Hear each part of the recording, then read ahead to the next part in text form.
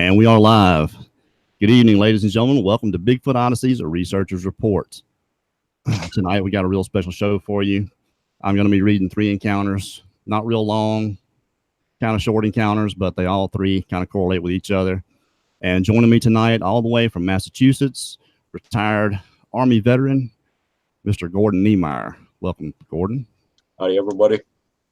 And also joining us, Bigfoot Odyssey's very own field producer for the travel docuseries, Mr. Scott Owens. Welcome, guys. Thanks for having me. Thank you for joining, Scott. Before we get started, just want to remind everybody, please be respectful. Keep it clean. Be respectful to each other in the chat, and no cussing. We've got our moderators in there. We'll time you out, I hope. So, all right. Before we get started into the encounters, y'all be sure to check out the Paranormal Gift Shop. The link will be in the description of this video after the live show. They've got novelty items, t-shirts, hats, and thousands of other gift items from UFO to ghosts to Bigfoot and many others. Act now for a limited time at the Paranormal Gift Shop. You can use promo code Bigfoot Odyssey 10. They've upgraded us. Bigfoot Odyssey 10 and receive an additional 10% off every purchase. That's Bigfoot Odyssey, no spaces, all one word, and the number 10. And you'll get an additional 10% off your purchase. All right. That was a good one, Scott. Awesome. Yeah, I got butterfingers. That's all right. Okay, we're going to get into these encounters, if I can find them. There they are. Okay, this first one is from a man. I actually talked to him, and of course all the last names edited out, and a lot of the places are edited out, but this was something that kind of correlated to what happened to me. And a lot of these, like I said, are going to kind of meld with each other in different ways, but here we go. 14 or 15 years ago, I was hunting with my son in the late afternoon. We left our stand and walked a trail that led to an old logging road. It was about 250 yards to the logging road from the shooting house we were sitting in. It was dark when we reached the logging road, and my wife had made a hat for our son with LED lights on it because a young boy was shot in the previous year near us. And well, you know how moms are. Yes, I do. A little background before I continue. I'm 53 now, and my son is 24. I'm a retired firefighter and a lifelong hunter and outdoorsman. I have been in some tight spots in my life, times when I thought I was going to die. Nothing ever scared me like the whip.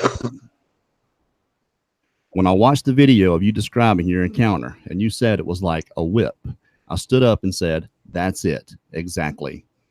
Now, for those of you that don't know, or haven't seen or haven't heard me talk about what happened to me, what he's talking about is the yell and hearing this thing yell. Now, I don't know if what I heard was the thing that I saw yell. I'm pretty sure it was. 99.99% sure, but all I did was hear it. He walked away, and I heard. But why I described it as a whip is because it was a buildup, and it was abrupt. And I also described it as like a baboon.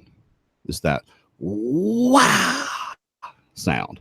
And his wasn't exactly like that, but I just wanted to kind of clarify a little bit before we continue. All right, back to the logging road. When we reached the road, it was dark, January, I think, and pretty cold. Wind was out of the north, and we had to walk straight north to reach the logging road, so nothing approaching from that direction would have caught our scent. I whispered to my son to get his hat out with the lights on it and unload his gun. While I was whispering to him, I heard something moving toward us from the northwest. A dry creek paralleled the road we walked out on, and had about a 3/4 mile walk to the truck from where we were. Whatever was moving toward us covered a lot of ground really quick without stopping before it dropped down into the dry creek bed, which had about 6-foot banks on each side. It all happened very fast. You hear that a lot too. My son was fumbling for his stuff in his backpack, and this thing flopped into the creek bed. It made some unusual noises and sort of shuffled around in the leaves. It was no more than 10 or 12 yards from us in the creek bed. black dark. The sound started, and for a split second, I thought it was a cow. It was not a flipping cow. The sound kept getting higher pitched and louder and louder and louder. It was the most terrifying thing I'd ever been around. While the sound was going both in volume and in pitch, I had time to kneel down, grab my son, pull him to the ground, cover his mouth with my hand, and mutter in his ear, "Don't move and don't make a sound." The noise continued for another few seconds after I stood back up. It was like you said, though, like a whip cracking, only drawn out much longer than what you heard. Whatever was in that creek was fixing to get shot with my 7mm Magnum. I love that gun so much. That is such an awesome rifle. You know what a 7 mag is? It doesn't matter what you hunt in the United States. A 7 mag is going to kill it. It's going to take it down. That includes a Sasquatch. I don't think a Sasquatch could survive a 7 mag.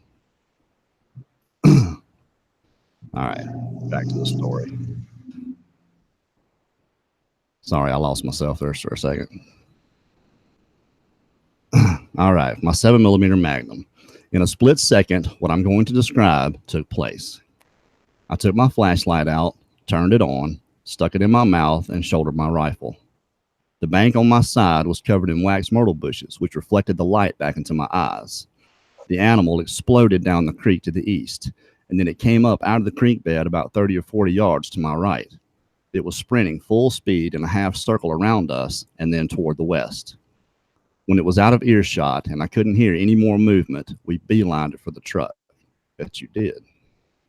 My son was constantly asking me, "What was that, Daddy? What made that sound?" I didn't know what to say, but deep down I knew what it had to be.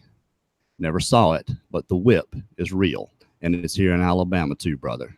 Thanks for sharing your encounter. My son doesn't like me to talk about it much except when we are alone. I guess he feels some embarrassment about it, but if someone asks him, "What's the scariest thing that ever happened to you?" he'll drop his head and tell the tale. And that struck a particular chord with me. I mean, you guys can understand why. Gordon, you and I were talking earlier, and I know you have had some experiences with that scream. Now, I hunted for a very long time. I've heard bobcats, and they will startle you, and they're pretty loud. But you know it's a bobcat. And I've never heard a panther, but I'd heard people talk about it, and I've heard recordings of a panther. And you can tell it's a panther because right there at the end, it tails off with that purr, that growl. You know, it's that build up, loud scream, couple seconds, 3 or 4, and then that growl there at the end. So you can kind of make that distinction. You almost know it's not something with big lungs and vocal cords that's, you know, giving you that scream. What was your experience with that, Gordon?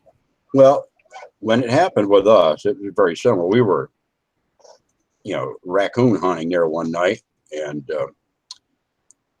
the scream that we heard is similar to what other people have described as a woman being murdered out in the middle of the woods, only at such a volume.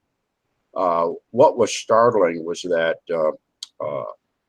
when that scream happened, it cut through everything.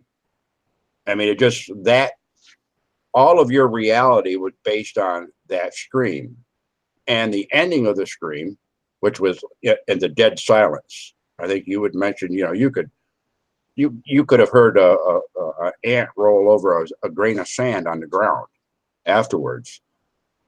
That we knew, from growing up and hunting in the woods all the time up there. We had bobcats up there, and even occasional Canadian lynx that would come down a little bit from Canada. That's upstate New York, where I was born and raised. And even though there were bears around, there weren't many down in that farming community down there.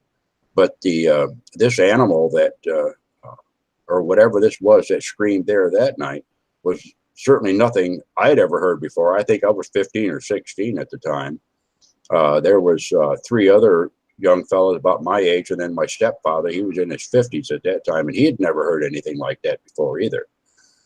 So whatever it was, we knew that it was something that we hadn't encountered. And the dog knew it too, because the dog was waiting back at the car when we finally got run out of that place. So right. The power that's in these type of screams that you have is aptly described as just the tail end of that bullwhip snapping you.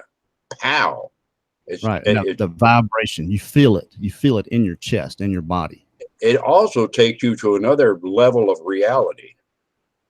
You know, it's just like you've never been there before. Now all of a sudden you're there. Yeah, you can't deny it.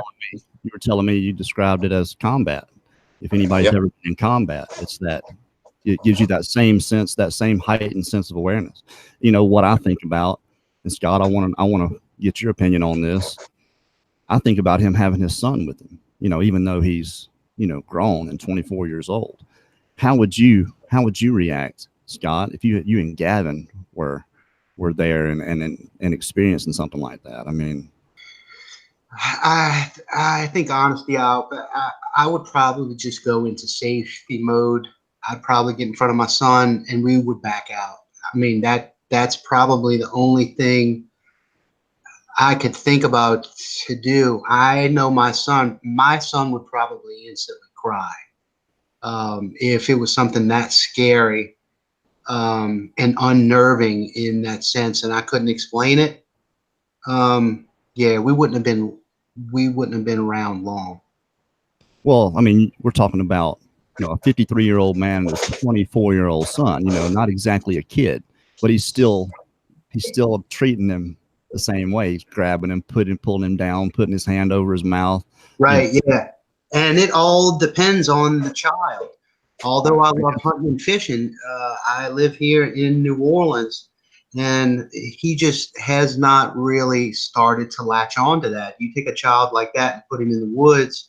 He knows dad likes to explore and talk with Miss Carrie about Bigfoot, and I go out and do some research and when I have time. But even a child who is not yet fully, you know, you're 20 years old, I know you're an adult, but what have you experienced?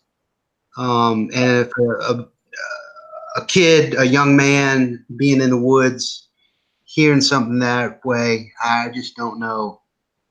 Well, like you said, it depends on the kid. I mean, yeah. my oldest son is 23, and I'm not a small guy. He's bigger than I am. He's 6'7" and 270 pounds, and he's a monster. I'm getting on his back. You know, I'm not going to be grabbing him. I'm going to be hiding behind him. You know, I'm sure he appreciates it. Who runs faster? You know, I think I can outrun him. But don't underestimate the power of adrenaline when it's running. Yeah, you're right about that. You're right. But you know, there was a lot to think about in that little short, you know, encounter. For me, there was. And, you know, this next one's even shorter, but, you know, it's still got, like I said, it's got, once you hear it, you'll know it's got those things that correlate. And this is a kid in this one. So let's get at it. His name is Aaron. He says, "Hello, my name is Aaron. I live in New York and I'm 15 years old. 5 years ago, I was taking a walk behind my house. We have 5 acres of woods and a creek running through it. I was walking down the creek bank and I saw in the mud about an 18-inch track that was about a foot wide at its widest spot." Now think about those dimensions. 18 inches and a foot. That's almost square. What's the first thing you would think? Is that a person? Heck no. And all right, so here we go. It was in the mud 1 inch, and this freaked me out. Bet it did. It felt like all the blood had drained from my body. I can relate to that one too. This was the first week of September. That same morning, I was asleep on the floor in what was my brother's room at the time, and there was a window behind me open, and right at 3:18, I woke up when I heard a noise that I couldn't explain. It sounded like an elk mixed with a woman screaming, and it was terrifying. I woke up my brother and told him. He just said, "Shut up and go back to bed." And I was like, Linda. Also, around March the next year, I found long black and white coarse hair snagged on an old wood bridge behind the house. I still have the hair. I am a hunter, trapper, and fisherman, and to this day, I still can't explain what the sound was or the print or hair. I would like to contact you sometime to talk to you. Thanks. So I'll send him my contact information, but I hadn't talked to him yet. And that's Aaron. He was 15, so he was 10 when he found the print and heard the scream and found the hair. So this is 5 years ago. But what struck me about this was the time. He didn't say it was around 3:20 or 3:30. He said 3:18. Now, that specific timestamp. And when something like that happens to you, and that terrifying, I can attest to it.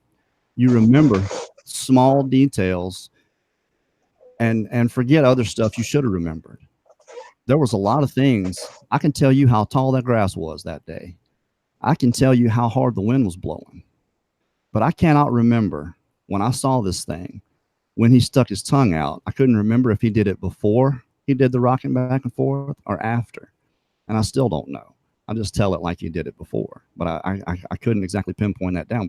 But to me, it's amazing some of what you remember, you know, the exact things that you remember in that instant of that adrenaline hitting you and you getting that heat vision, you know, that tunnel vision, heat on the periphery and, you know, extreme focus, you know, and your heart's beating and you're breathing heavy.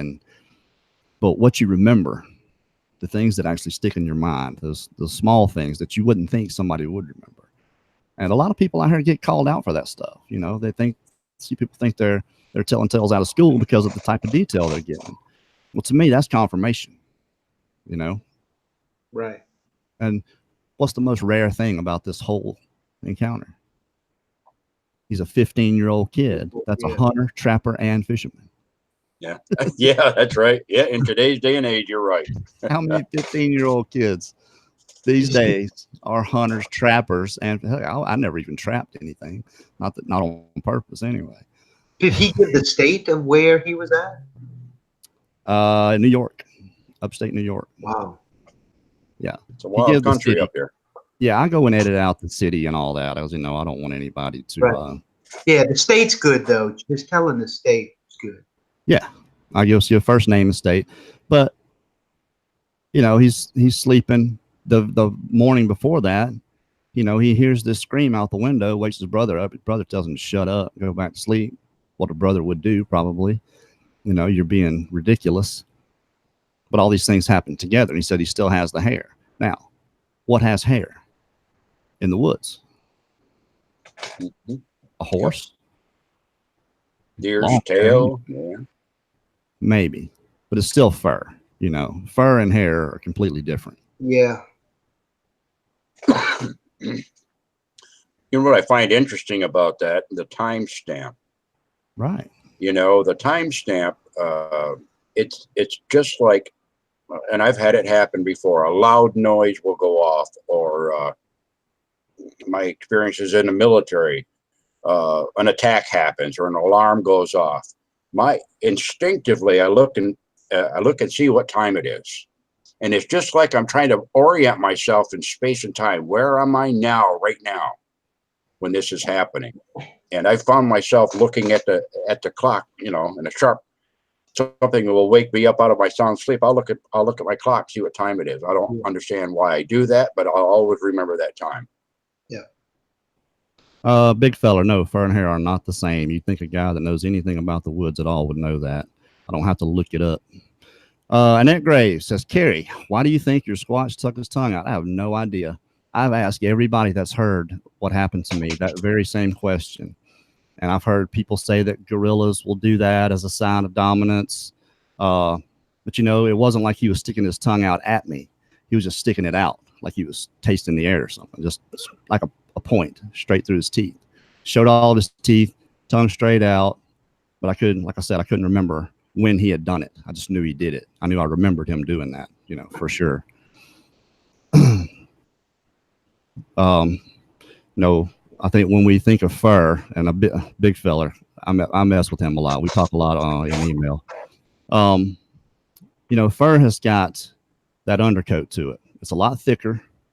You know, when I think of hair, something with hair, like a horse, a long hair, you can see the skin underneath. When I saw the creature I saw I could see skin underneath. Of course, his hair was all matted up and had leaves and mud and all kind of stuff on him. But I could see his dark gray skin underneath, the black hair, and then blacker skin on his face. So that's what I mean. You know, if you're not going to find long hair from what animal is what I mean. What animal are you going to find long hair from in the woods in your backyard? Well, and then also think about fur. I've never found fur all by itself.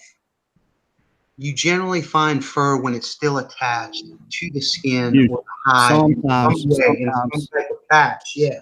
Sometimes you'll get that white fur off the belly of a deer. Yeah. Barbed wire fence. Like fluffs of it. Right. Yeah. But that's short. You know. Yeah. It's not that's long. easy to distinguish. You know. Sure. But could you imagine 10 years old and then kid? I mean, he's a trooper. I love this kid, Aaron. He goes back in the woods. He's my hero. I hope he's watching. All right, what we got next? All right, this is well, we're just breezing right along, aren't we? This ain't gonna take very long at all. Okay, this is it's kind of two parts to this one. This is kind of like two encounters in one, so it's a little bit longer. And this is Ruth from Kentucky. So when I was a kid, about 11 or 12, my brother, which is now deceased, came into my mom and dad's house one morning early and was so shaken up he could hardly speak. We knew something had happened to him, and my parents were just waiting for him to tell them what had happened. He was shaken up pretty bad. My brother was a big hunter, and he was in the woods if he wasn't working. After a couple hours, he told my dad he was hunting in so-and-so county, Kentucky. Excuse me.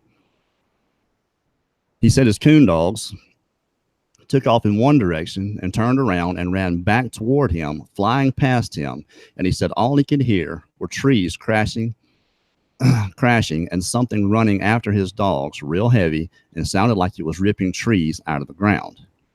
He didn't have time to climb a tree, so he squatted down on the ground behind a tree, and this thing screamed at him so loud as it passed by him. He said it was so loud that he could feel it in his chest. He said after about 45 minutes or so, everything got quiet and he went back to his truck as quickly as he could without making a lot of noise. He was concerned about his dogs because at this point he didn't know where they were. He said by the time he made it back to his truck, it was just starting to get daylight and his dogs were up in the box in the back of his truck, not making a sound. We all thought he had lost his mind. For years after his encounter in 1977 till the day he died in 2005, he still swore that Sasquatches were real. So for me, I always lived with the guilt of not believing him and just thinking he had lost his mind, because he kind of did after that. He quit hunting and camping and fishing, and he got kind of paranoid, and we noticed he was always watching his environment. So no matter where we went, he would even say at times, "Everyone be quiet," and he would just listen outside around my sister's farm whenever we would all visit. It wasn't until years later we became believers with our own encounter. Now, if you have a family member, somebody you grew up with, that you know very well, and they do a specific thing, they hunt all the time, like she said, if he wasn't at work, he was hunting. Sounds like me. And then all of a sudden, he tells you this story, and he doesn't go back in the woods anymore. It completely changes everything he does. And if this actually happens to you, and that is your choice, not to go back to the woods, you have to change everything. You have to change everything. It's either that or go crazy, which sounds like he kind of did. I don't know if I acted paranoid like that afterward. I probably did. I don't remember. I can relate to it 100%. It was the very reason I didn't want to go back in the woods. But how do you not believe a family member, you know? Yeah. Yeah, that's right. It's a mental block. I think it's a mental block. And really and truly, I don't know what I have, but my mom's got that old Italian intuition in her, and it's what raised me. And, you know, I consider myself pretty good at being able to somewhat judge someone and figure out a few things on my own just by meeting a few people and talking to them, specifically on the phone. And that's what I do. I take stock in the individual. It's people like that who will tell you things that hang on several adjectives or the way they act or the inflection of their voice, or especially if you do know them and it is a family member. Right. For me, that's why I believe. I haven't seen one yet. Don't know if I do, but that's why I do believe. It's because of people like you and a lot of others that I've been reading about. Well, why carry out a hoax or even a joke or a trick for years? Yeah. You know, Or even that family member may know something about their family and know that even though they can't believe their family member, they also know that that family member would not go to those lengths for a hoax. right. Well, especially if they change their complete demeanor afterwards, you know. Yep, well, I know I did.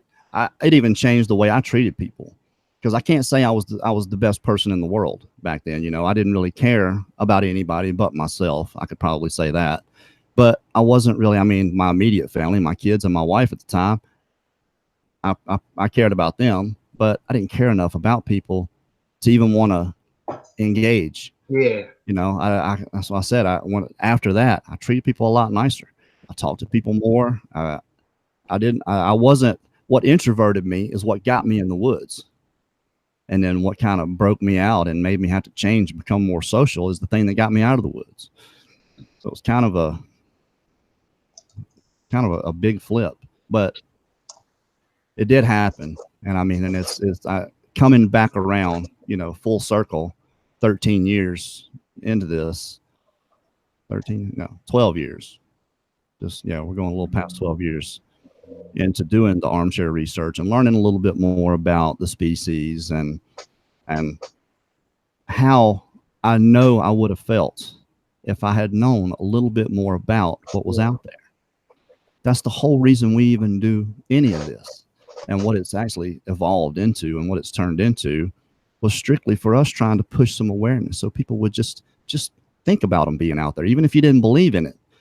You know, that it would cross your mind if something strange happened to you in the woods. That's all we really care about. Right. And with that said, Kerry, like, you probably think about if you did have just some bit of awareness and knowledge, like we're trying to push to other folks, you may have reacted a certain way. But how do you think some people, if they have an encounter now and have listened to you and have heard your awareness status now, do you think that's something that would literally help them in that moment, and how, I guess? I think it would, just because the way it affected me, I thought I was going to die. Yeah. I mean, of course, I was a long way from my four-wheeler. I was 800 yards away. And the only reason I know that now is because me and you measured it. Yeah. That's a long way. Yep. To walk out. And I don't remember a lot of that walk out of there. I remember key points and key places in there, like what I was thinking mostly. Yeah. A lot of the stuff coming back to me and washing back over me that had happened for years out there that I'd explained away as being something else, and how stupid I felt. Just, you know, how stupid could I be? And actually what bothered me as much as anything was feeling like how much I had bet my life all those times that I knew they had to be very close to me at some point, at some times. The time I walked right up on them. And I had bet my life all those times on it being something else. And how could me, a seasoned, experienced master of the woods, quote unquote, the way I felt about myself anyway, I didn't know anything, do that? How can I do that? And Gordon, do you hunt? You do hunt. You have bows hanging up all over the house. Yeah, I don't hunt to the extent that I used to years ago. Yeah, I got a few bows and got a few guns and stuff here in the house. I haven't hunted as much now as I used to years ago. Don't really have the need. I got real busy there after I retired. But I wanted to bring up a point of what you just talked about, Carrie, on how people react to things and what it is that you're doing. This awareness that you talked about, trying to bring awareness to people. Inside, none of us want anyone to go through and experience anything to the level that we experienced it, because we had not had any exposure to it before. It's bad enough that you encounter things in day-to-day life that you don't expect, but to encounter something that you're told doesn't exist when it does exist, and we know, or that it's out there, and the trauma that it put you through and others through, and you can hear it in the stories that they're telling.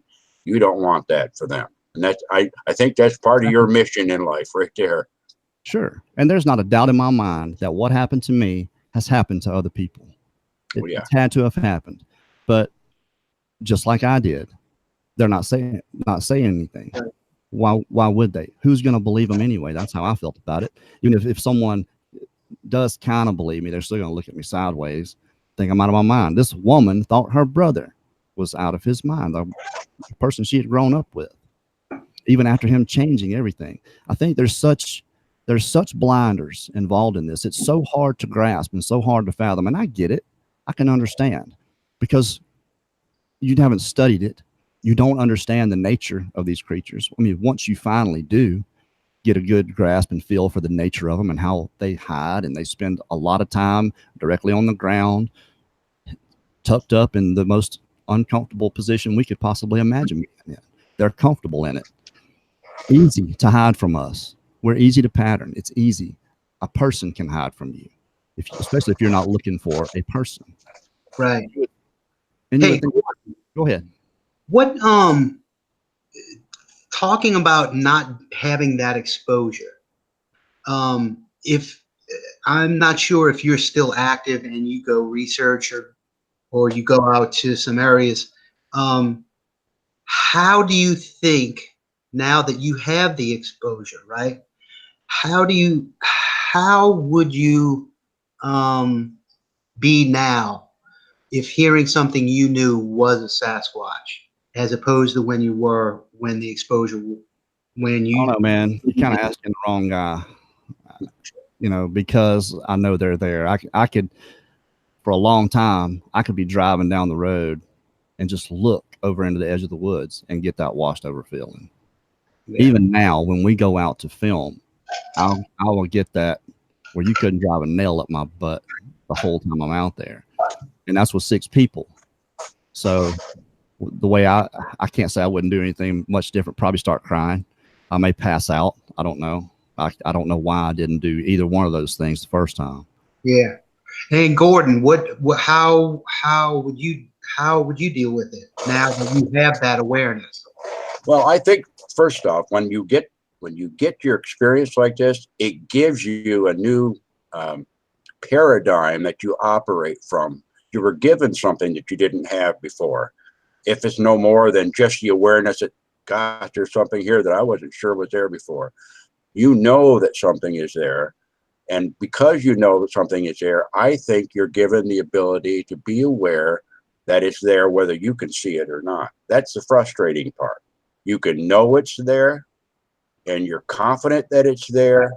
Okay, you can't see it, and the hard part to come to relationship is, why can't I see it? Why can't, then you want to really, I want to see it. I'm striving to look for it. I'm striving to find it.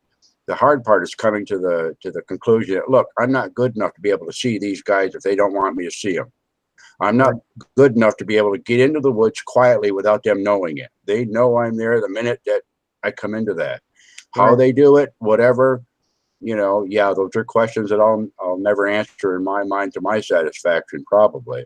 But I can cope with it. So if I use that as an example of when I go into the woods now, then I can look at it and say, hey, I'm coming into somebody else's territory for whatever my purposes are. Right. Okay. And we're gonna try to cohabitate here, whichever way it's possible, So that's the kind of how it's affected me from what the stuff that's happened to me as through the years growing up.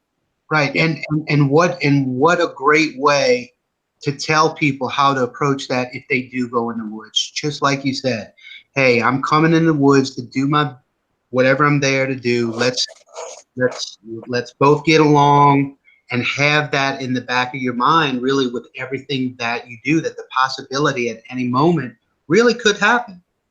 I don't think that you have to come out and verbally say it, you know. No. Yeah, don't verbally say it, but just in your mind, know that the possibility is real. Now, some people do feel comfortable talking. I think some people do feel comfortable actually voicing it out and saying this.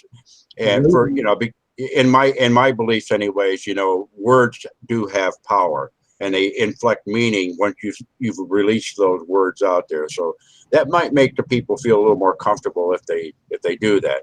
But if you've got the feeling in you, and many creatures out there are aware of the energies that are around them. I think a dog knows if you're a bad person or a good person. You know, many times, you know, as will other animals. You know, and I don't think these big guys are any different. Matter of fact, they might be very good at it. Right. Intuition. This is good right here. This is from our good friend Aaron Harvick, who's been with us from day one. Says, I know an old woman one time who told everyone in church some tall black people were stealing from her garden. She felt sorry for them because they never wore shoes. Come on. I mean, that's old stuff right there. That's old. I can hear this woman saying this in my head. That was good to put on there. I'll tell you what, let's do right quick. Someone, who was it? Cryptid. He said, he said he's going to wait till the commercial to do the thumbs up. So let's do this. Everybody just take a second, hit the little X on the right side of your chat, go over there and press that thumbs up. We'll wait for you. We'll give you 10 seconds and then you can just hit chat and come right back. We'll wait for you. We certainly appreciate it. That thumbs up helps us a lot more than people realize. And look, I've got, how many people do we have? 355. That's wow. We had 303 last Wednesday. That's awesome. It's great to see almost the population of the town I grew up in. a lot of new people on here, and we do want to let everybody know if you have an encounter that you want to tell, or if you don't want to come on here and tell it, write it out, and I'll narrate it just like I'm doing these, and talk about them. But we would love to have you guys send us your encounters. Scott, what's the best way for someone to send an encounter? Any way is really great, but we're trying to get people to funnel into the www.bigfootodyssey.us website. Head over to the survey page. I've restructured that survey for the researchers report, and it's it's a more efficient and quick way for you to send us the pertinent information that we need on our end, so that we can thumb through it instead of just reading an email. We can organize these in the cloud, and it's in a form. It's form-based, so it's very easy to print these out and kind of skim through and really get to see them much better. Well, I know I get a lot, and I try to go through both. Whenever they do go to the website, I do try to go through those sometimes, but I get more in email, and that's okay. But sometimes it's like drinking from a fire hose. And I've got so many, and I'm trying to go through and pick out the good ones. And sometimes I'm stopping and calling somebody back, and then I might get 20 emails, and I skip them, and I'm terrible at it. I'm the worst, and it takes up a lot of time to go through. Yeah, go into bigfootodyssey.us, filling out that form that we have on there. It makes it a whole lot easier for either one of us. Because Scott and I are pretty much the ones that are going through these. And like I said, we appreciate them. We want them. I don't care if they're 10 pages long. Send it to us. We will read it. And before we continue on with the last part of this last story, Scott Owens is going to be going live at 8:30 Central tonight on Bigfoot Explorer channel. And what's the topic for tonight, Scott? The topic is tonight, I'm diving a little bit deeper into mapping while doing your squatching and investigations and scouting. We're going to be talking about elevation data and how elevation, when you're in a woods environment or you're outdoors, what to look for and how that might help you while you're out there scouting for Bigfoot. All right. Let's see. Aaron Harvey says, Carrie, that story comes from the next county over in Texas, where a Squatch team has their issues. Where the Squatch team had their issues. Okay, Squatch team. That's Bill and Sheila Tucker. They're going to be coming on the show. I think it's going to be while I'm gone. We're actually leaving. We're going to be with Woodburger Farm, July 5th, 6th. Filming episode 10 is going to be Woodburger Farm's episode. We're very excited for that. While I'm gone, D. Doss is going to host the show, and Bill and Sheila Tucker are going to be coming on. Carl Gotro is going to be coming on. We've got guests lined up from here until all the way through July. Yeah. Ron Moorhead, can't wait. That'll be the last one I do. That'll be the Wednesday before we leave. We're going to have Ron Moorhead, and Christopher Noel is going to be on with him, and I'm so excited to have Ron Moorhead on here and for us to be talking. That's going to be awesome. But all right, everybody hit that thumbs up button. We appreciate it so much. All right, let's get back to the other half of this. This is the same woman, Ruth. In 2013, I was diagnosed with colon cancer and had to have surgery. My sister Sandy said, when you're able and feeling better, that she and her husband would take me up to the casino in Kentucky. So it was July 16th, 2013, and it was around 9:53 at night. There it is again. And we just had come across the bridge. Me and my sister noticed something huge waving its hand above its head, like it was swatting flies. And at this point, I was in the back seat. So I unbuckled my seatbelt and moved to the middle of the truck so I could see what it was. It looked so huge in the front windshield. On the left side of the freeway were highway workers working on the roads, and they had lights set up across the highway and were real bright. This thing was across the road watching them. As we approached, I saw my sister grab her eyeglasses off the dash and put them on. We were both glued to the window, and as we got up next to this thing, the other cars in front of us were putting on their brakes, and her husband was watching the traffic as not to hit another car. Thank goodness he was driving. That's not a dig against female drivers, so don't even start. However, we stopped right in front of this Bigfoot, and it had to be about 9 feet tall. It looked like it was as wide as over half the hood of the truck. It was standing not 4 feet away, and when the truck lights hit it, it turned its head and put its hands up to block the lights from hitting its eyes. I'm assuming that's what the waving was. I can't tell you how scared I was. Nobody spoke a word. We were trying to wrap our head around what had just happened and what we just saw, and it took us until we got about 5 miles down the road to actually speak. My sister said, "Did any of you see that on the side of the road?" And I said, "I did." And she said, "What did you see?" I said, "It was a Bigfoot." And at that point, we just started describing what we saw. So from that point on, me and my sister's lives have changed. We have to keep the curtains drawn in our house at night and can't even mow the lawn. She also said she keeps expecting to look out of her window at her farm and see it standing there. We are in the house after dark unless someone is with us. This thing had the muscle to turn over our truck if it wanted to. It's an experience I wouldn't take anything for, but at the same time, it's changed both of our lives and how we look at the outdoors. There's that thing again, that exact time, 9:53. Hey, it was almost 10 o'clock. It was around 9:45, quarter till. No, an exact timestamp. Why give that if that's not some pertinent information, that actually happened? But could you imagine? That impact does it. Sure. And this is so outside the character, what we know of a healthy Sasquatch. Because for all we know, they can get senile like we do and just run out in front of traffic and boom, grandma runs over them, But really outside of their character. And what another thing, couldn't mow the lawn. Why didn't I think of that? Maybe I can't mow the yard. Bigfoot's gonna grab me. Linda mows the yard anyway, so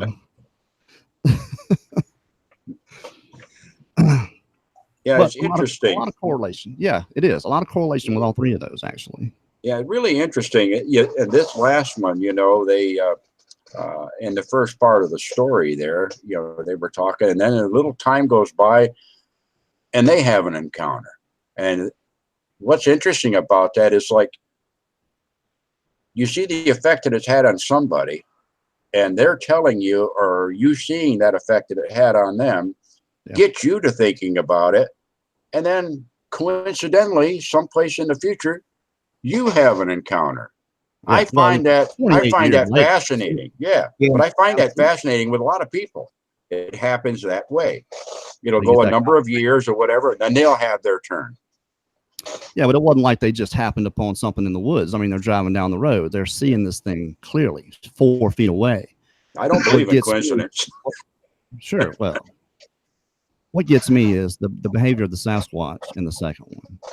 And I've heard plenty of just outrageous, strange behavior from Sasquatch. And I just wonder if something doesn't happen to them when they get a little bit older, and, you know, or something that's predisposed to hiding, even in the dark, why they would do that. I don't know. I've heard this several times. Guys telling about one running right beside his car, terrified, just freaked out. You could look at it. It looks down in the window at him, and you can see it's scared to death. This monster. Almost as if maybe they know their time's up, or it's not too far off, and they just don't care.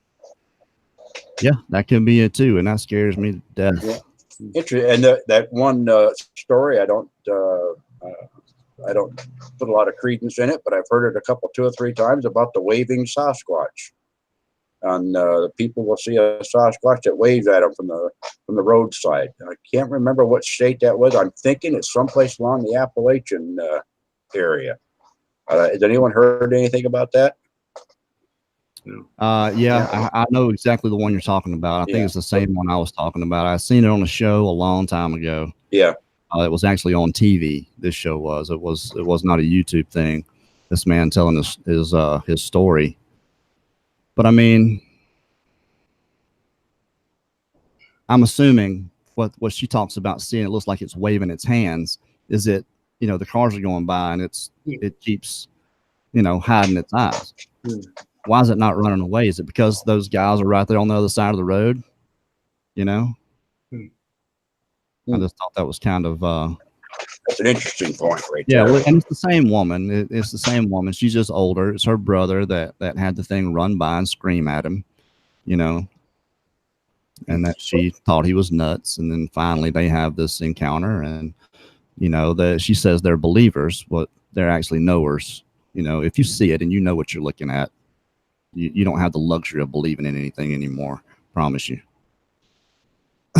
But I thought those were interesting and cool, and I didn't think I would get through them this fast.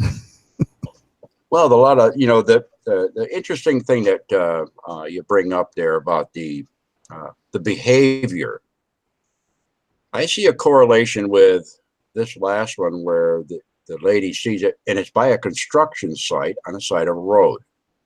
And you hear about the activities that happen, for example, when they come in to log a place, or they come in and they're building a brand new home in an area that used to be woods or farmland or whatever. That seems to draw some kind of attention or cause the big guys to have some form of apprehension where their attention is drawn to it and they watch it. You know, we've heard the stories of them placing watchers out. But I'm wondering whether or not, you know, this type of activity stresses them a little bit, and they kind of operate outside of their normal everyday routine. Well, you know, the correlation I make to it is a lot of what you hear of being seen are the big ones, the really, really big ones, old, gray, big, you know, the big guys. Now, the one I saw, I think, was young. He had really white teeth. He didn't have, he just looked like he was not old, like maybe 20. young. All right, everybody hit the like button. Hey, we got 198 to hit it out of 350. We do appreciate that. What that does, it helps put us in. You can hit the thumbs down button too. It does the same exact thing as long as you're voting. I'm actually usually the first one to hit the thumbs down just so I can beat whoever to it. Let's see. I thought I saw some questions in here. Yeah, I hadn't been seeing many. Well, not a whole lot really to ask. I think we've pretty much covered everything through it. Oh, I do want to let everybody know that I talked to Hiker Dave on the phone yesterday, and he is coming back. He's moved from Massachusetts to New Hampshire. He said he's got a real squatchy spot around there. He's hoping to get back out and get some really good evidence. First part of July, he said that's when he would be back. And so I just wanted to let everybody know, Hiker Dave, because I told him we were missing him, not hearing from him. And that's Hiker Dave, any Bigfoot. If you haven't gone and checked out his channel, go check it out. It's pretty cool. And, yeah, hurry back, Hiker. We miss you. And we are going to have on Wednesday nights, we're going to start doing Blue Line Wednesday. The Blue Line Bigfoot boys every other Wednesday are going to join us for a while during the narrations. Those two, if you haven't gone and seen these two guys, you have to. You absolutely have to. You'll love them. They don't know how funny they are, and they're serious about what they're doing, but they have such presence and charisma, and I kind of labeled them the Cheech and Chong of the Bigfoot without the smoking, But that's Blue Line Bigfoot. Those guys from upstate New York, they are going to be a staple on the Researchers Report when we do the narrations. And really, I'm glad you were able to join us tonight, Scott and Gordon. Awesome for you to join us. We got about 6 minutes left in the hour. You guys have anything else to add to those epic encounters?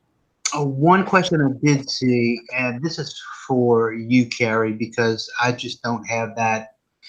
He's really wanting to know a basic question that sometimes we talk about, but still, it's very good to ask now that we got these numbers and we're getting new folks here. And that is, do you think the population of Sasquatch is on the rise, and why? Absolutely. For me, I think any species gets to a certain point in their growth, in their population, to where one generation is an explosion. This happens with deer. That's why after deer season, what the wildlife management flies around, and they'll actually do a survey on how many white-tailed deer are left. And if there's too many, they'll shoot them. That's sad. But it also determines how many tags you get in Mississippi anyway. Determines how many tags you get for the next year. I can remember growing up, you could only shoot does one day a year. Yeah. Everything else, and then you're only able to take 2 legal bucks. Well, then it got to be you could take 4 deer a year, 2 does, 2 legal bucks, 4 pointer better, outside the ears, whatever. The last few years I hunted, it was 6. And so, that's 3 legal bucks, 3 antlerless is what they call it. Because if you shoot a buck and his antlers are not gone, they count that as a doe. Or if his antlers are off, they count that as a doe. So they call it antlerless. But yeah, to me, it is on the rise, and I think it's been that way probably for the past maybe 15 years. Being able to look into the past, but a lot of things have changed. We have social media now. When I started looking into this in 2007, we had the internet, but there was no podcast, people talking about their encounters. You could go online and find Bigfoot pictures and Patterson-Gimlin, and you had Coast to Coast AM. So you had a few stories that you could pick up and glean from here and there, but nothing like we have now. So many more people out there with cameras on their phone taking pictures. So many more people actually going out and having these experiences. More people looking for them. than there ever have been. So I think that has a lot to do with it too. But I would agree that populations are on the rise. Gordon, what do you think? I have a tendency to really agree with you there. First off, a lot of people that grew up on these little family farms, those farms aren't there anymore. No. Just no way for them farmers to make money. No. And as those farms went, the land was put over into houses or whatever, or let to go feral, or in many cases signed over to some nature conservancy that became ground for, to go back into nature. I've seen that happen in hundreds and hundreds of acres, and the hunting pressure has dropped across the country. So the prey animals have increased. Yep. I don't think there's a state now that doesn't have a turkey flock. But when I grew up, seeing turkeys out in the wild was rather rare. I can remember them stalking turkeys, as a matter of fact. We hardly ever saw a bear. There's bears everywhere now. So right. I believe that these creatures that are being sighted that have young ones, they have young ones because they've got a breeding population, right. And they're going to continue to breed. They've got plenty to eat. They've got places to roam. And they're very inquisitive and they're opportunistic. So I don't see their population not increasing. Right. And just like Ray Dahl said, I mean, we are also encroaching on them. We're starting to take up more and more space out there in the heart of darkness, as I like to call it. Right. And young folks are not getting out and hunting like they used to anymore. No. That's why I was so proud to hear this 15-year-old kid trapping and hunting and fishing. And that's just awesome. I want to adopt him. We had one more question, and this was from Dwayne Starmer. He said, would you let your kids go look for Bigfoot if they wanted to? And I will say, absolutely not. No way. When they get to be old enough and I don't have a choice, they can do whatever they want to do, and I'll help them do it. I may not go with them, but I will. My kids know what happened to me anyway. Actually 4 of our boys know what happened, and they're from 10 to 23. And so I'm not sure if they would want to go do it, but if they did, eventually I would support it, but not until they were 18 and I was ready to kick them out anyway. Here's some. My son is 10. He's not into Bigfoot, but his dad is, and he knows enough that he will tell you that he does not want to look for them. Smart kid. Yeah, there you go. Just depends on the kid, I guess. Yeah, I mean, it does. It really everybody does. Look. There are people that want to go look for them so bad until they actually get out there and experience it, and then the first thing they want to do is leave. And I never could understand that. I'm like, why in the world are you out there? You're out there to experience this, and then now it's here. Okay, we got to go. And I wonder if that's just not really buying it. They want to go see for themselves, but not really buying that there could be something out there. I just want to go see, go make sure, okay, this is happening. Let's roll. Some, not all do. Some guys have, gorilla hanging and will stay. But, it's just, I don't understand these people. They're not my people. Both of my girls are growing up and they're adults on their own.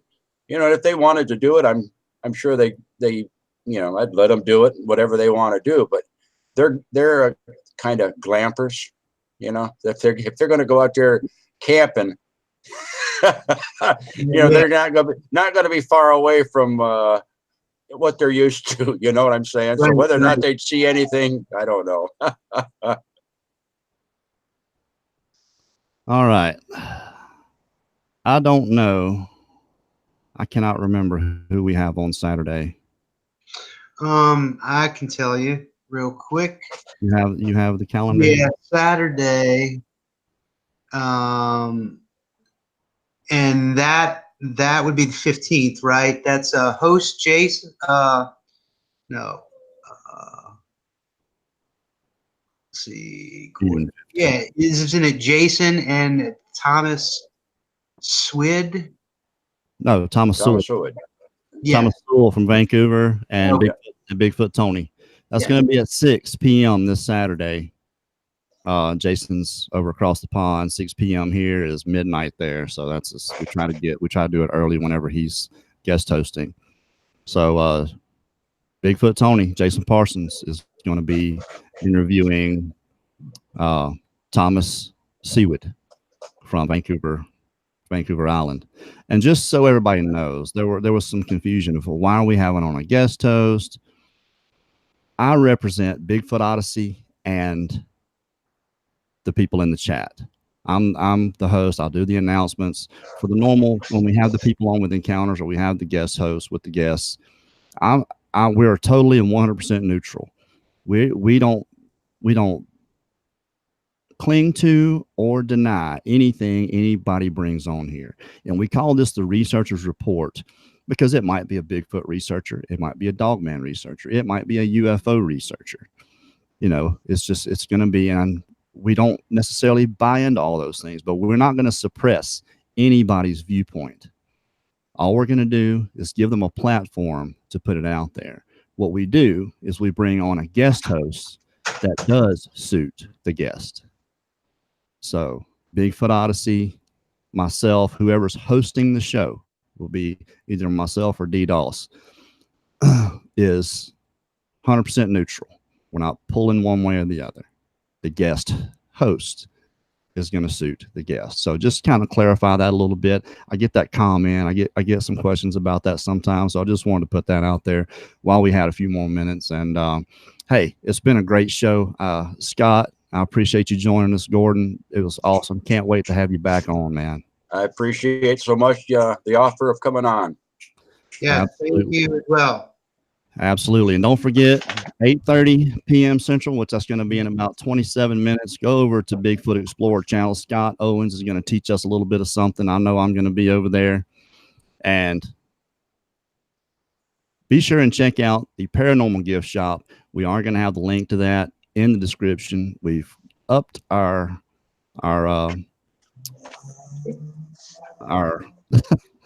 I can't think. Our promo code, we've upped it to 10% off anybody makes a purchase. And that promo code is Bigfoot Odyssey 10. So that's all one word, Bigfoot Odyssey, the number 10, if you go to make a purchase. And that's it. All right. Be sure and join us Saturday, 6 o'clock p.m. Bigfoot Tony and Thomas Seawood. Thanks, everybody. Y'all have a good night. Good night, Good night. everyone.